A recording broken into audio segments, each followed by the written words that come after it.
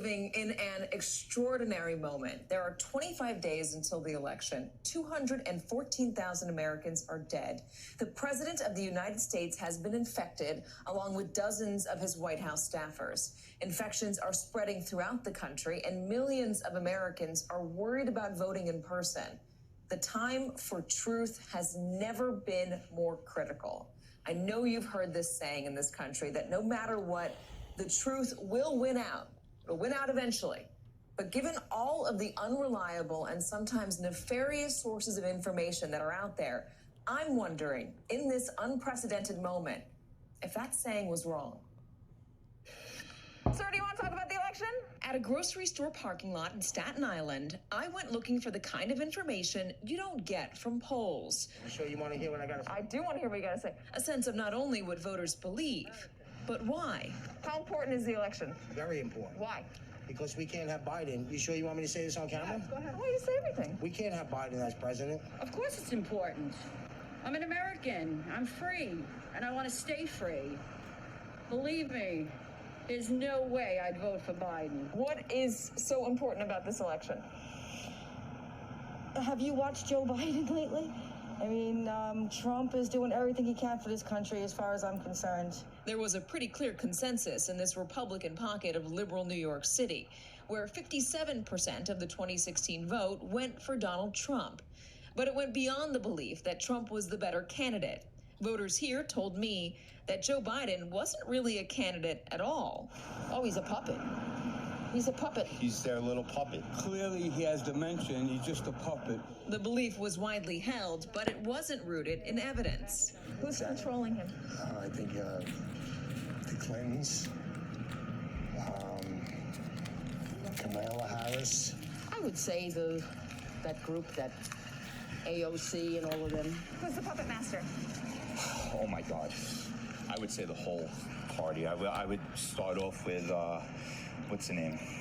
Oh my God, I'm blanking out right now. The Speaker of the House, Nancy Pelosi. The voters I spoke with were committed to their version of events, even when that version departed from the public record. This country is in a big mess because if the Democrats get in, God knows their supporters, most of the people supporting them are looting and burning down businesses. These guys are a bunch of thugs. You didn't hear Joe Biden condemn the violence? Well, he should have did it from the beginning. You didn't hear him do that from the beginning? There's no place for violence, no place for looting or destroying property or burning churches or destroying businesses. No, I didn't. I didn't hear anybody. Losing our freedoms. You know, like wearing these stupid masks for no reason. No reason to wear the mask? No. So why are you wearing it? Because I have to. To go into Stop and Shop? To go in the store, otherwise I'll never wear it. What about the CDC and the FDA and like Dr. Fauci? CDC says, what, that masks aren't even mandatory. They highly recommend them, they say. Really? Go back and read it. It doesn't say that. The CDC director yesterday said a mask can be more effective than a vaccine for some people. CDC didn't say that. I might even go so far as to say that this face mask is more guaranteed to protect me against COVID than when I take a COVID vaccine. The CDC director did yesterday. No, I didn't. I'm not trying to argue with you. He did. I know. I trust me. I saw it. It's not true. And in the absence of a public record, in cases where one simply does not exist, some people were prepared to believe seemingly anything about the opposing party. There's a lot of stuff on Facebook that talks about how Democrats are running child trafficking rings. I believe it. You believe it? I do, because I believe a lot of the movie stars. I do. I believe it. I believe it. I mean, come on. Go look at Epstein's Island. Go look at his... Especially when they show pictures of him. Come on. Jay Van Bavel is a professor of psychology at New York University and an expert on what he calls false beliefs. So there's conspiracy theories across the political spectrum. This is not just an issue of the right per se.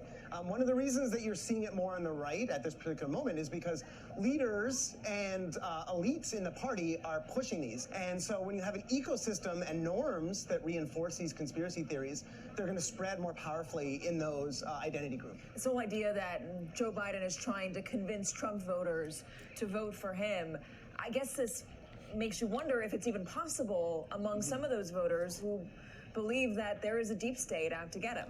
Yeah, and it's also dangerous to even sometimes try to correct those conspiracy theories because you can accidentally amplify them.